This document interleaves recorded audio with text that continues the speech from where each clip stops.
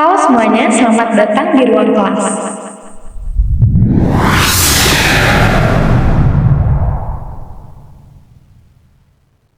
Soal UAS PAI kelas 9 semester 2 dan kunci jawabannya untuk latihan. Pendidikan Agama Islam dan Budi Pekerti untuk SMP MTS kelas 9. Dijelaskan bahwa ada banyak materi yang dipelajari pada mata pelajaran ini, utamanya perihal ibadah atau hubungan dengan Allah Subhanahu wa Ta'ala. Contoh soal UAS PAI kelas 9 semester 2 dan kunci jawaban berikut ini.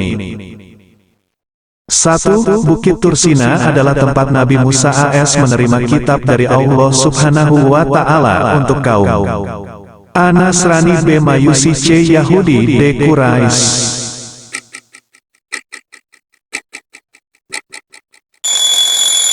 Bukit Tursina adalah tempat di mana Nabi Musa alaihi salam menerima kitab dari Allah Subhanahu wa Ta'ala untuk kaum Yahudi.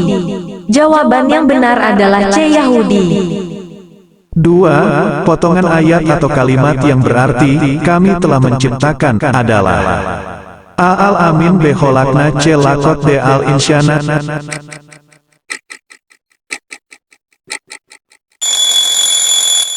Potongan ayat atau kalimat yang berarti kami telah menciptakan adalah pilihan jawaban B, yaitu kholakna.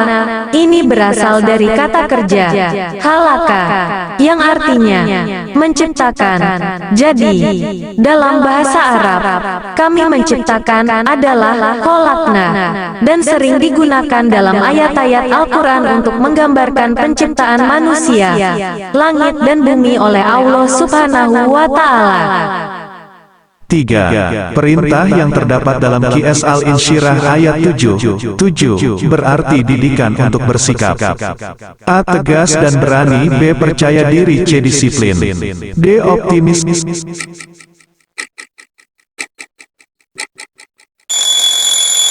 Ayat ke-7 dari surah Al-Insyirah berbunyi, maka apabila engkau telah selesai dari sesuatu urusan, kerjakanlah dengan sungguh-sungguh urusan yang lain.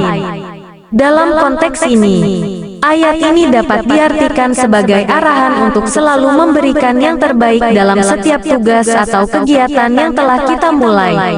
Oleh karena itu, bisa disimpulkan bahwa pilihan jawaban yang tepat adalah C. Disiplin. Kita harus mengisi waktu dan tenaga kita dengan melakukan tugas-tugas yang perlu selesai dengan sebaik-baiknya, sehingga kita bisa menghasilkan karya yang bernilai dan menghargai waktu kita serta menunjukkan sikap dan perilaku yang disiplin.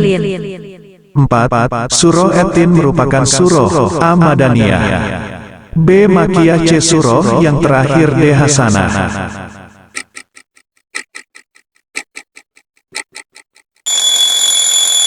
Surah At-Tin termasuk ke dalam surah-surah Makkiyah, yaitu surah-surah yang turun di Mekah sebelum Nabi Muhammad SAW hijrah ke Madinah. Surah At-Tin merupakan surah ke-95 dalam urutan penurunan surah dalam Mushaf Al-Quran, yang merupakan bagian dari juz ke-30. Surah ini terdiri dari 8 ayat yang memuat pesan-pesan tentang pentingnya kebenaran dan bahwa Allah Subhanahu wa Ta'ala telah menciptakan manusia dengan sebaik-baiknya dan memberikan kebebasan berpikir dan bertindak yang perlu digunakan untuk tujuan yang baik. Kunci jawaban B. 5. Batas antara alam dunia dengan alam akhirat disebut A. Alam barzah, B. Yaumul hisab, C. Yaumul ba'as, D. Yaumul mahsyar.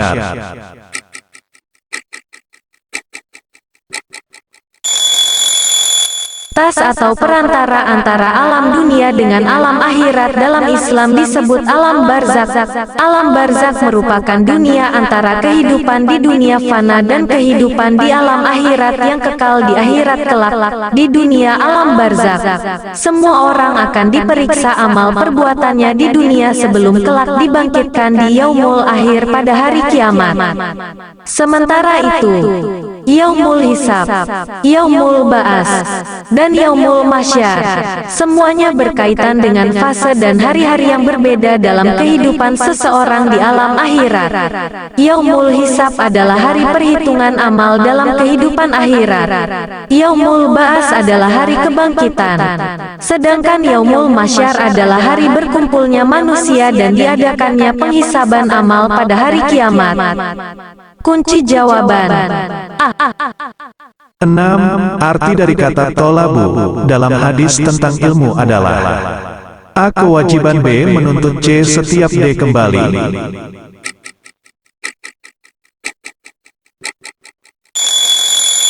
Kata tolabu dalam hadis tentang ilmu berasal dari bahasa Arab.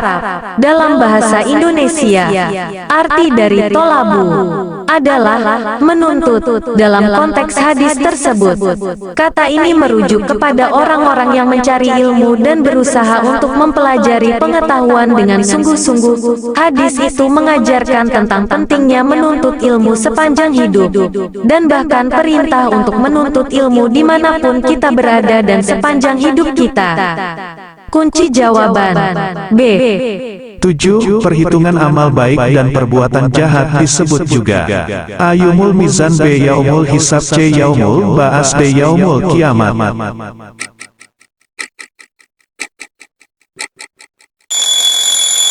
Perhitungan amal baik dan perbuatan jahat akan dilakukan pada hari pembalasan atau hari penghakiman terakhir, yang dalam bahasa Arab disebut yaumul hisab.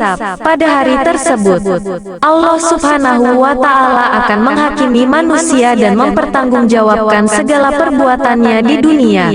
Namun, dalam Islam, ada juga istilah yaumul mizan yang merujuk pada hari timbangan amal, di mana amal kebaikan dan keburukan manusia akan ditimbang dan diperiksa. Kunci jawaban B. 8. Kiamat kecil dikenal dengan istilah: A. Kiamat sugro, B. Kiamat kubro, C. Kiamat zalzalah, D. Hari akhir.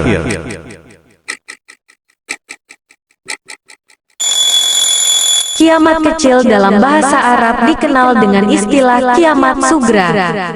Kiamat sugra atau kiamat kecil adalah suatu peristiwa kecil dan lokal yang terjadi di dunia setiap kali ada kejadian besar yang mengakibatkan bencana atau kerusakan di tingkat lokal atau regional. Contoh dari kiamat sugra adalah bencana alam, perang, dan wabah penyakit. Sebaliknya, kiamat kubra atau kiamat besar merujuk pada hari kiamat yang merupakan akhir dari hari akhirat, yaitu hari di mana seluruh umat manusia akan bangkit dari kubur dan diadili oleh Allah Subhanahu wa Ta'ala. Kunci jawaban A.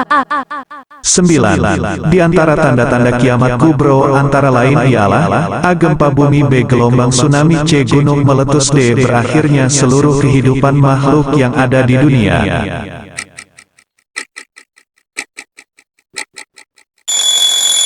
Benar, ada beberapa tanda kiamat kubro yang dijelaskan dalam Al-Quran dan hadis, yaitu munculnya Dajjal, turunnya Nabi Isa alaihi salam dari langit, kemunculan Yajuj Majuj, terbit matahari dari barat, keluarnya binatang-binatang dari perut bumi, munculnya asap besar yang menutupi langit, pembangunan gedung-gedung tinggi yang mencapai awan, hilangnya kejujuran, kepercayaan, serta moralitas positif dalam masyarakat.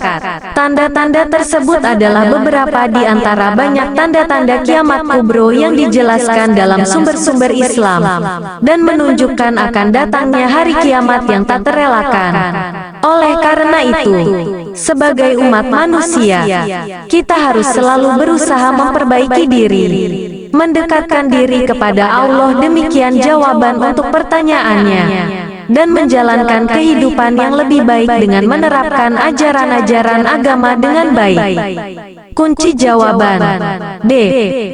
10. Menuntut ilmu bagi kaum muslimin hukumnya: A. Sunnah, B. Mubah, C. Makruh, D. Wajib.